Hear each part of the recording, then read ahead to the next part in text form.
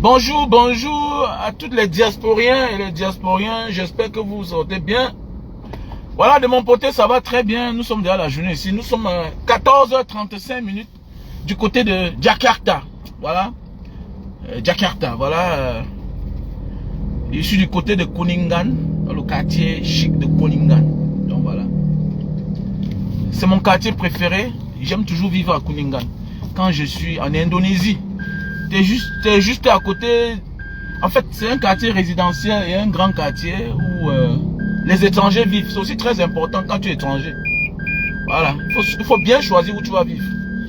Un quartier n'est pas absolument... Un quartier ne doit pas absolument être un quartier huppé, mais il faut choisir où vivre quand on est étranger. Parce qu'il y a des quartiers où on ne partage pas l'humeur des étrangers. Et c'est très important. Il y a des quartiers qu'il faut choisir quand on est étranger pour vivre. Parce qu'il y a des quartiers où on ne partage pas l'humeur des étrangers. Ils ne sont pas habitués aux étrangers. C'est très important. Voilà, c'est très important. Quand tu es à l'étranger, voilà, il y a des quartiers où tu vis 20 ans, 50 ans. On s'en fout, on sait que tu es un étranger. Voilà, ils ont la mentalité là, parce qu'ils ne sont pas habitués. Mais quand il y a des quartiers où quand tu vis là-bas, tu es au moins en sécurité. Pourquoi? Même l'enfant de ton bailleur, parfois, lui-même vit à l'étranger. Donc tu as un peu de considération. Même parfois, ton bailleur lui-même a vécu à l'étranger. Donc il n'a pas la mentalité de ses frères du pays. Donc il faut souvent bien choisir où vivre quand on décide de sortir. C'est très important.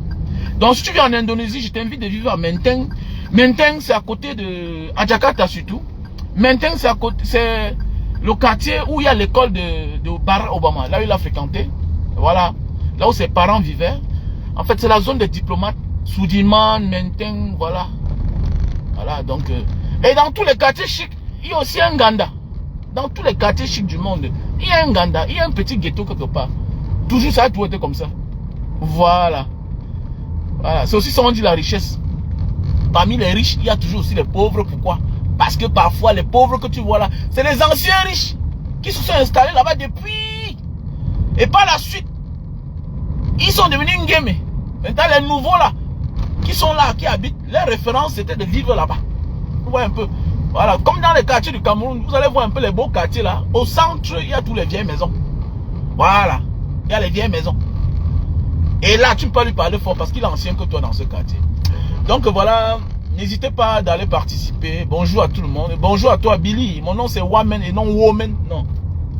Wamen, W-A-M-E-N. La famille Wamen. Nous sommes nombreux partout là, les Wamen. Donc quand tu vois un Wamen, connais que c'est ma famille. Quand tu vois un Wamen, c'est ma famille. En Nouvelle, nous sommes nombreux. Le petit frère de mon grand-père. C'était le nom au petit frère de mon grand-père. En fait, c'est le nom au petit frère de mon grand-père qui nous a quittés. Wamen. Voilà. Ils sont là-bas à Nubel. Voilà. C'était un papa très gentil, très sympa. Un catéchiste. Voilà. Un catéchiste. Il était très sympa. Voilà. L'église l'a même sonné. C'est lui qui a donné l'église qui est là-bas à Nubel. À Nubel. Voilà. Quand tu sors du marché central, tu descends là comme ça. Là. Avant d'arriver au commissariat 6e là. Avant. Voilà. Quand tu entres quelque part, comme si tu veux prendre le chemin. Voilà, voilà, voilà. L'église qui est tout derrière le lycée des jeunes filles là. Voilà. Le terrain là, c'est le terrain du petit frère de mon grand-père. C'est-à-dire mon grand-père. Voilà. Ce qui on a surnommé mon feu père, qui est Wamen. Parce que mon feu père s'appelait Wamen Michel. Voilà. Donc je disais ceci, mes soeurs, frères et sœurs, partagez un peu le live. N'hésitez pas, l'anniversaire de Mbanga Diaspora c'est le 3 février. Donc merci à tous ceux-là et ceux-là qui participent. Voilà, vraiment. Vous dites que n'appelle pas mon nom Mbanga Diaspora, on va faire comment? Alors bon, on vous dit merci. Voilà, merci à toutes ces personnes de près ou de loin qui sont dans l'anonymat. Donc parlons maintenant de ce sujet-ci là. La parole. La première arme de guerre de toutes les grandes puissances, c'est la propagande. Et quand on dit propagande, c'est la parole. Et seuls les Africains ne savent pas utiliser l'art de la parole, qui est une arme très forte, qui est très fatale. Les Américains ont passé le temps à intimider le monde avec la parole. Dans les films, c'est la parole. C'était les va-t-en-guerre dans la parole. Ils ont les chaînes qui font la propagande de leur pays. C'est la parole. Tout c'est la parole. Les CNN sont là à la solde. Ils sont là pour les Américains. Mais oui, ils sont partout. Jusqu'à ce que les autres comprennent que, hey, il faut qu'on mette aussi France 24, RFI. Quand nous étions petits là, n'est-ce pas, on connaît le nom de Christophe Boisbouvier, on le connaît. Même les Alain Foucault là, qui le connaissait? On ne le connaissait pas, mais on comprenait sa voix. C'est la parole. Les Christophe Boisbouvier, tu es en plein cœur désert. Même quand on voyage partout, on était dans nos beaux à l'époque des années 2000. Tu vois, tu es allé dans un désert. Non, non, non, c'est RFI qui te donne l'heure. C'est RFI qui te donne le temps. Quelle heure il est? Et tu crois à tout ce que RFI te dit. En longueur de journée, on répète la même chose. C'est la parole. Les Russes ont compris, ils ont mis sur pied Russia Today. C'est la parole. Le Qatar a compris. Le Qatar a décidé que nous aussi on doit parler de nous. Al Jazeera. Al Jazeera. C'est comme ça la parole. La parole. Je fais ce direct pourquoi? Parce qu'il y a beaucoup de personnes qui m'appellent Banga Diaspora. Pourquoi l'imposture s'impose? Pourquoi tu ne réponds pas à celui-là? Il a dit des choses. Mais voilà quelqu'un qui m'appelle. Tu es docteur en France. Tu es médecin en Italie. Tu es aux États-Unis. Tu es un grand cadre à Singapour, au Japon. Mais regarde, qui tu viens appeler de répondre à tel? Banga Diaspora, la seule chose qu'il a comme qualité, c'est le fait qu'il a voyagé. C'est un... On les appelle quoi là? Ici, ce qu'on appelle un... Je vais dire quoi là? Qu'est-ce que je vais même dire là? Hein? Comment on appelle là quand quelqu'un a cette audace de pouvoir s'exprimer là? Je suis un autodidacte en fait. Voilà. Je suis un autodidacte. C'est l'expérience de la vie qui m'amène à comprendre la vie plus facilement et pouvoir la décrypter plus facilement et que tout le monde puisse comprendre. Mais en réalité, on n'a pas les nombres d'années sur les bancs comme vous. Voilà, tant que l'imposture, c'est-à-dire tant qu'il n'y a pas de valeur, l'imposture va toujours prendre place aux valeurs. Tu vas voir une fille, elle est médecin en Belgique, elle ne parle jamais.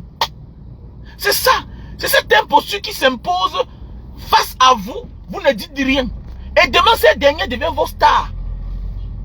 Mais oui, il n'y a que l'Africain qui ne veut pas parler en public. Non, tu sais que je ne veux pas parler en public, mais ma chérie, pour gagner un peuple d'abord, on les intimide d'abord. Quand tu vois nos dirigeants là ne se calment quand la France tousse, c'est parce que nos dirigeants savent que on les miroite la guerre. On les miroite la guerre. Ils ne vous prient pas. Ils ne font pas ça par leur volonté. C'est parce qu'ils savent que s'ils font fait chier mon frère, ma soeur, on va se lever contre lui. Il va payer ça très cher. Ou il sera renversé. Mais c'est clair. Donc c'est pourquoi le peuple doit être prêt. Et chaque force doit s'engager. Je suis un autodidacte.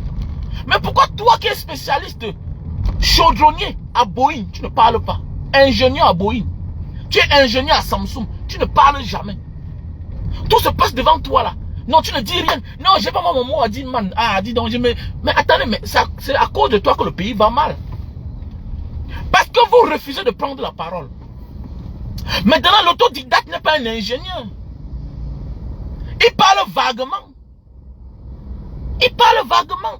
Il prend des sujets, il décrypte à son petit niveau. Alors que toi, tu es mieux placé pour parler de cela. Et voilà pourquoi les autres finissent par s'imposer. Parce qu'ils se rendent compte que mais les gens ne parlent pas. Ah, les gens ont honte de parler. Pour finir, ils deviennent vos stars. Vous finissez même vous finissez même par les aimer. Que non, voici ma star.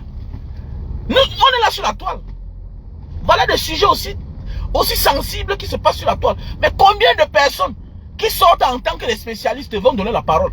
Je prends un exemple. J'ai mon petit. Mon petit. Je commence par lui. Il a un doctorat en droit. Mon petit frère. Quand je dis mon petit frère là, il a un doctorat en droit. Je l'avais dit qu'on devait créer un concept. Comme tu es fort, tu vas donner ton point de vue. Maintenant, les gens vont te contacter pour le conseil. Il ne veut pas lui parler. C'est un simple exemple. Quelqu'un que quand il entre dans un bureau d'un magistrat, mon ami, tu dois l'aimer. Si Anderson entre dans un bureau d'un magistrat, tu dois l'aimer seulement. Tu dois l'aimer. Mais parle alors. Ou utilise ça comme un métier. C'est ton métier. Tu étais primé de ta... En fait, à l'école, tu étais que premier. Bac premier. Licence en droit à Tchang. Ton nom affiché là-bas. Master premier. Doctorat. Mais vous voulez quoi? Mais tu peux parler. Tu peux parler. Tu vois les noms, tu sais que tel a dit comme ça. En droit, ce n'est pas comme ça. Non, grand, si tu portes plainte là-bas, sache que ça ne doit aboutir nulle part. Parce que. Mais fais de ça un métier. Deviens un consultant. Mais où sont les spécialistes? Voilà pourquoi les autres viennent parler vaguement. Et puis voilà, on prend ce qu'on va prendre dans ça. Et le reste, on jette au champ. C'est tout. Mais oui, c'est clair. Les gens ne veulent pas s'imposer. Tout, c'est la parole. Au commencement, c'est la parole. C'est la parole qui a tout dominé le monde. La parole, c'est là. La propagande. Regardez les Qataris. Ils vendent le pays. Avec Al Jazeera. Ça a commencé comme l'amusement. Les gars pompent l'argent. Ils pompent l'argent. La parole vient d'abord en première position. Mais dans les images, vient en deuxième position. Est-ce que nous, on suivait RFI? Est-ce qu'on voyait? Regardez comment depuis les années, on nous a bernés. Tout ce que RFI parlait là. Hein, radio RFI. Est-ce que nous, on voyait? Mais on croyait. Ils ont tout fait à ce qu'on fermait les chaînes africaines. Comme un African number one. Vous voulez quoi? Nous, on a un grand combat. Hein? Quand on voit les Africains blaguer là. Si on ne comprend pas, nous, on a un... Même le peu qu'on avait là, le peu de dignité, d'infrastructure qu'on avait, pas seulement des pays, l'Afrique est en train de perdre beaucoup de choses. L'Afrique est en train de perdre beaucoup de choses. Pourquoi? Parce que des personnes de valeur, les spécialistes, les ingénieurs, que chacun peut donner son point de vue dans un domaine bien précis. Mon frère, si vous vous engagez à commencer à parler, que chacun parle à sa place, wallah bilay, vos soi-disant influenceurs là, ils vont fuir seuls. Ils vont fuir. Mais oui, ils vont fuir. Ils vont fuir. Quand toi tu rencontres, je prends un exemple. J'ai vu Valérie Bessala face à Makosso. J'ai vu un débat une fois.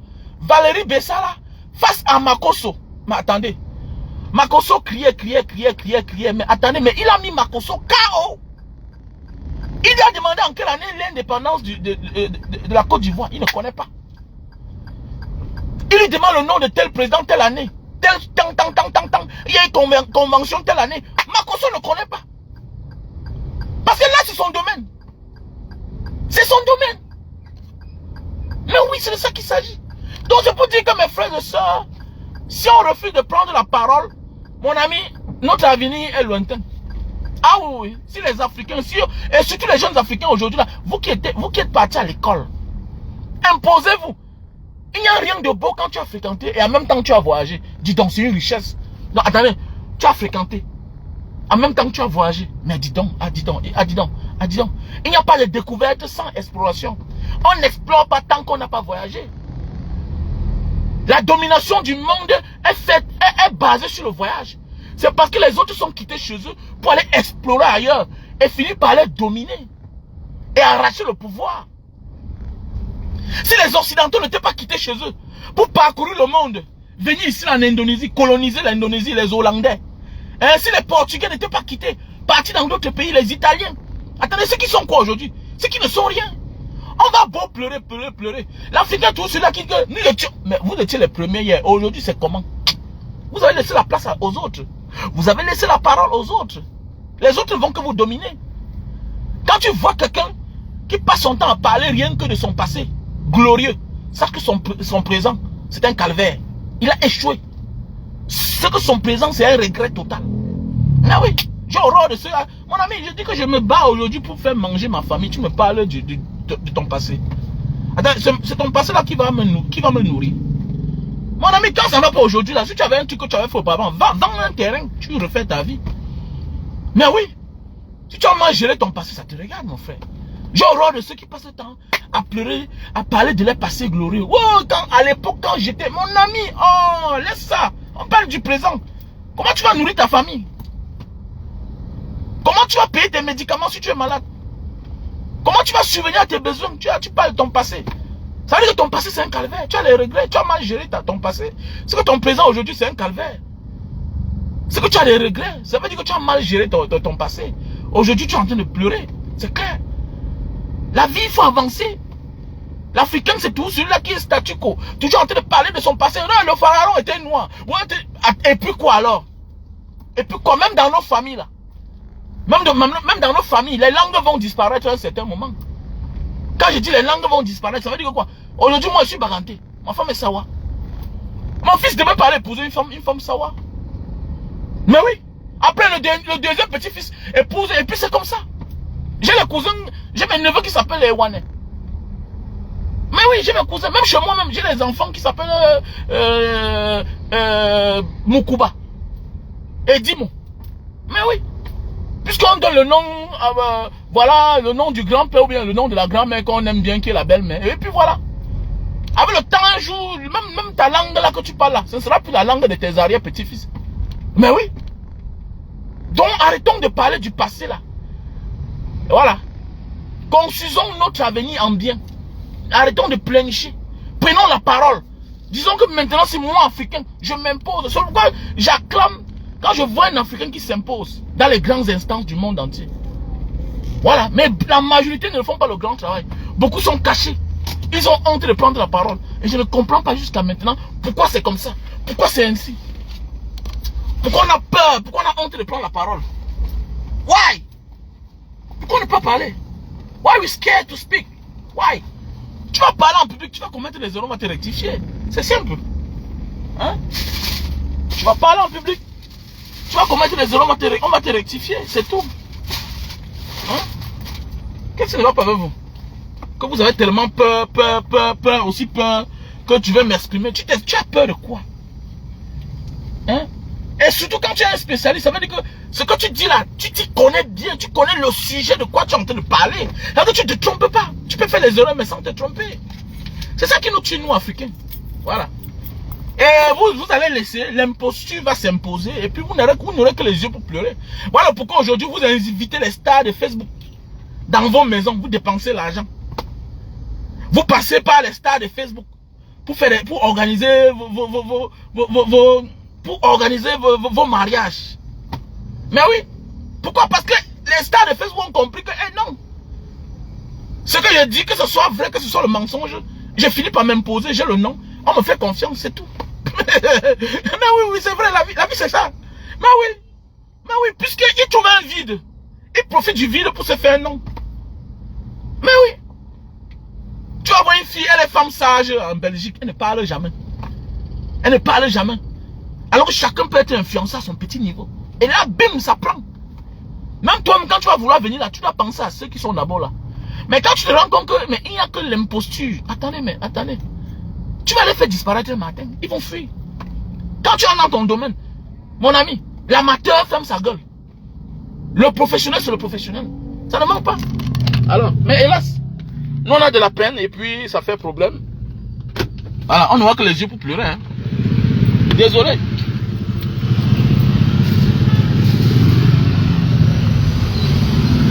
Hi. Apa? Kamu baik? Ya. Kamu belum pergi di sana? Kamu belum pergi? Sore ya? Oke. Ya. Bon, la famille. Assalamu alaikum. Barakallahu fik. Kaifa?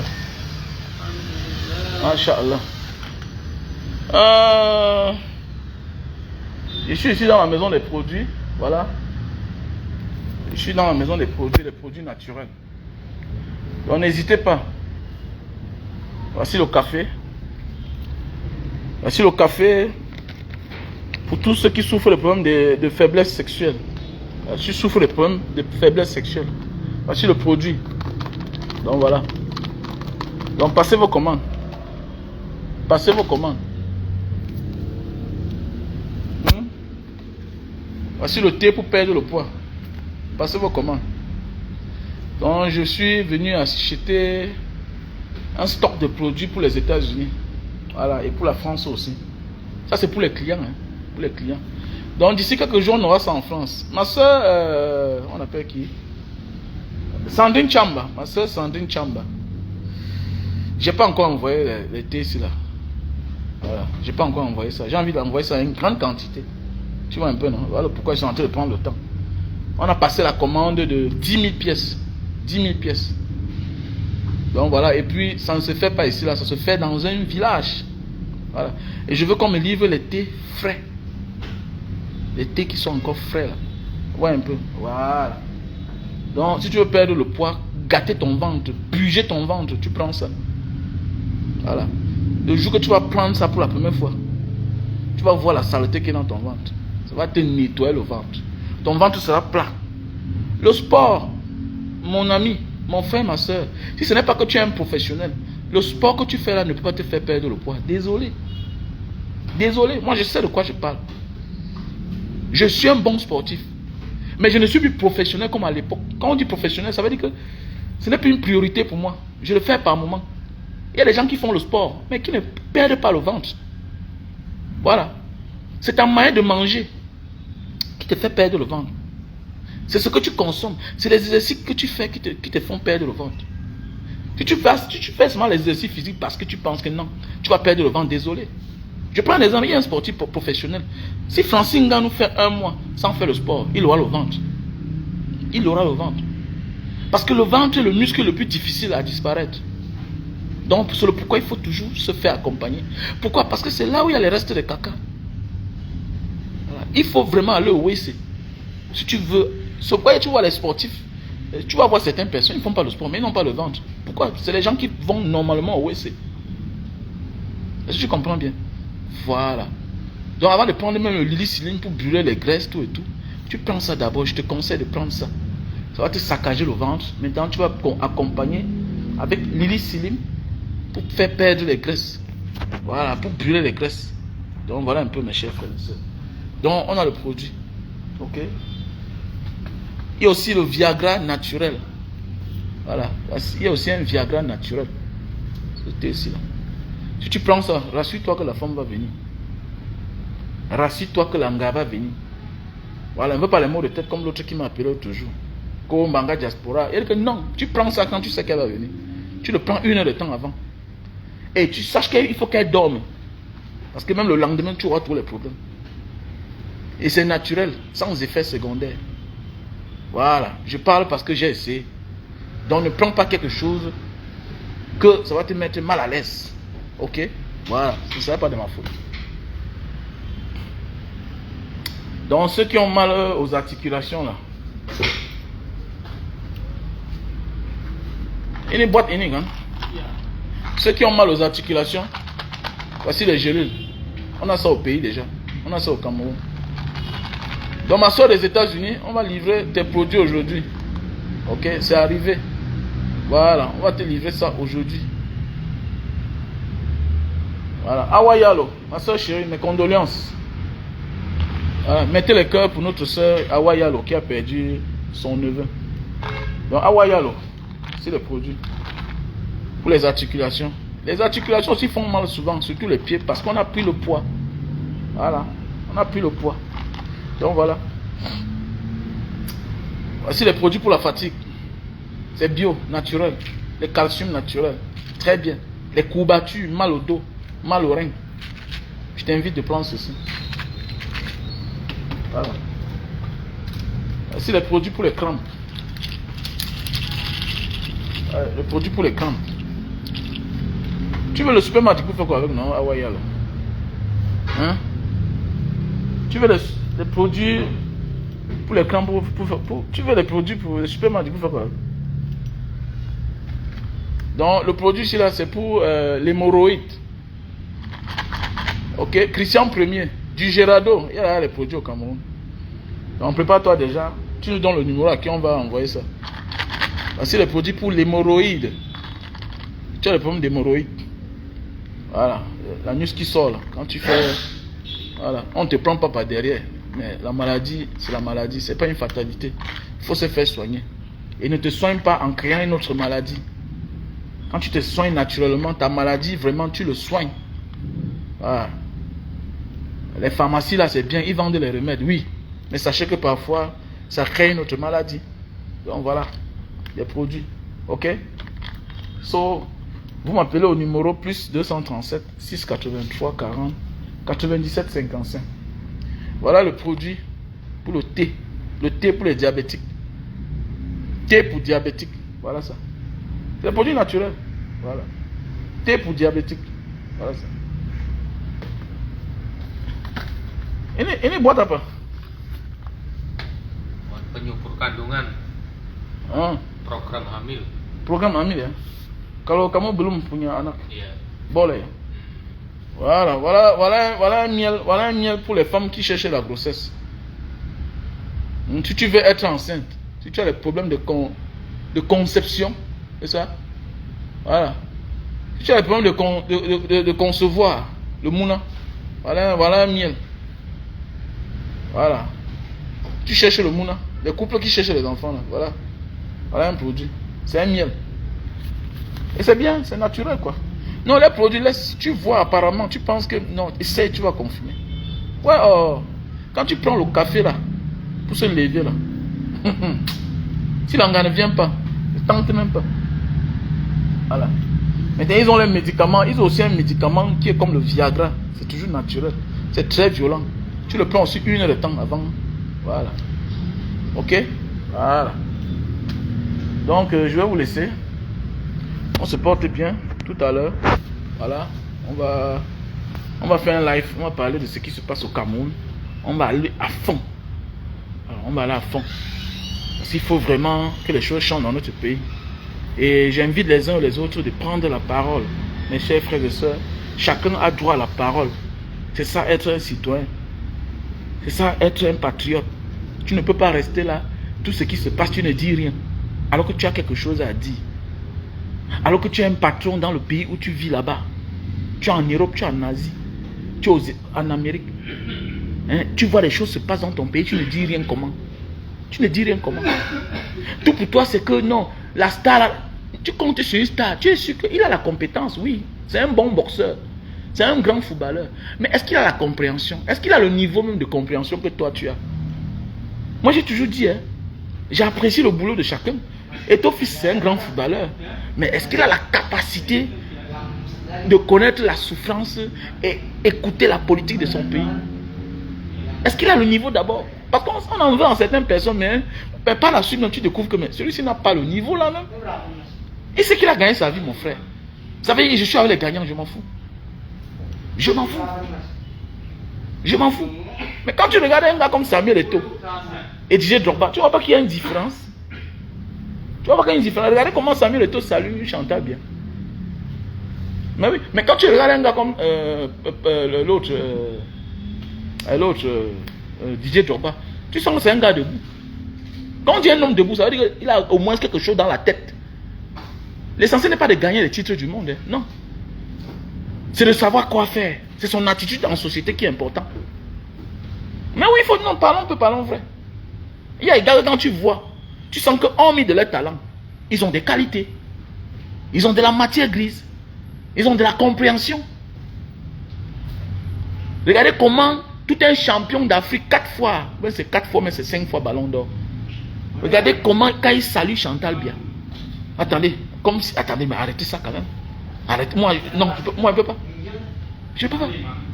Vous ne pouvez pas voir une star aux États-Unis saluer.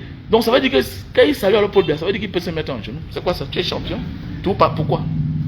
Pourquoi? Tu n'es pas Camerounais? Chacun est champion à son niveau. Quand on parle du football camerounais, on parle de Samuel Eto'o. Regardez comment il salue, comme s'il n'était rien que. Non? Quel genre de respect? Respect de quoi?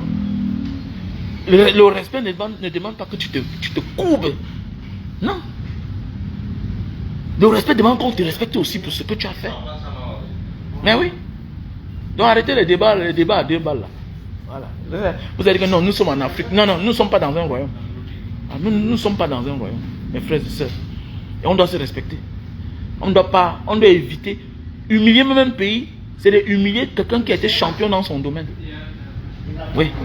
Quand tu es dans ton domaine, il faut qu'on te donne ta place. Quel que soit celui qui est là, on doit donner ta place. On doit reconnaître ta place. Et tu ne dois pas faire des coubettes. Sinon, ça salit même l'image du pays. Mais oui, ça salit l'image du pays. Mais est-ce qu'on comprend ça? Bon, je n'en veux pas. Est-ce qu'il a la compréhension? Ouais. Il est compétent, mais a-t-il la compréhension? Voilà. Donc faisons beaucoup attention, mes chers frères et sœurs. Voilà la différence entre toi et ton enfant. Oui, ton enfant, peut-être il est à l'école, oui, voilà. Mais toi, tu as l'expérience que lui, tu es sage. Lui, il est intelligent. Donc c'est pour dire, ne croyons pas à tout ce que quelqu'un dit. Parce qu'il a été un jour champion. Non, faisons beaucoup attention. Prenons la parole, prenez la parole. Pendant que tu es en train de faire tes choses de travail dans ton bureau, tu fais une petite vidéo le matin, quand tu sors, tu balances. Ça va aider. L'essentiel n'est pas que le monde change actuellement. Non, que dans l'avenir que ça change. Et que tu te rends compte que moi, j'ai participé à un certain niveau de la vie, à la bonne marche de la société. Qu'est-ce que tu penses? Qu'est-ce que tu penses? Tu as peur de quoi? C'est toi qui fais 10 ans sans venir au Cameroun. C'est toi qui fais 5 ans. C'est toi qui as même derrière notre passeport. Mais attendez. C'est toi, mais tu veux quoi? Et tu penses un jour que tu vas rentrer vivre en Afrique. Mais si tu ne participes pas à l'avenir de ce pays-là, qui est en train de se détruire. Mais oui.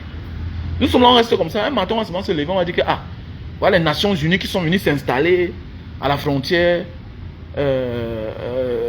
du Nozo là-bas. C'est comme ça que ça se passe. Nous, on a vécu. On a vu ça au Soudan. Les Arabes disaient que non, les Sud du Soudan ne seront jamais libres. Quand les Nations Unies sont entrées dedans, c'est fini. On a vu ça en Érythrée là-bas, avec l'Égypte, avec l'Éthiopie. C'est comme ça que ça commence. Quand les Nations Unies viennent s'installer, c'est fini. Hein. Quand vous le voulez, vous ne voulez pas, c'est fini. C'est comme l'arbitre. Et quand l'arbitre vient s'installer, ça veut dire qu'ils vont trouver la solution. Et il ne s'installe jamais quelque part, juste si bien que la solution c'est que vous vous réconciliez encore. Jamais de la vie. Jamais de la vie. Vous croyez que les gars du Nozo là sont... Vous croyez qu'ils sont bêtes? Ils perdent le temps. Ils perdent le temps. On compte les années. Le coin là est instable. Ça ne va pas bien. Ça ne va pas bien. Un matin, vous allez voir. Voilà comme ça. D'abord, un petit pays. Un petit pays en superficie. Voilà comme ça qu'on va diviser le pays en deux. Ah oui, c'est comme ça. Voici le temps que nous devons nous engager. Tu cherches l'argent, oui, c'est bien, mais à quoi sert l'argent dans un espace où il n'y a pas la sécurité, où l'espace est en insécurité? Mais oui, on a fait des pays de guerre. On a vu comment, quand ça commence là, les crépitements des armes. Mon frère, tu n'as même pas le temps pour prendre l'argent.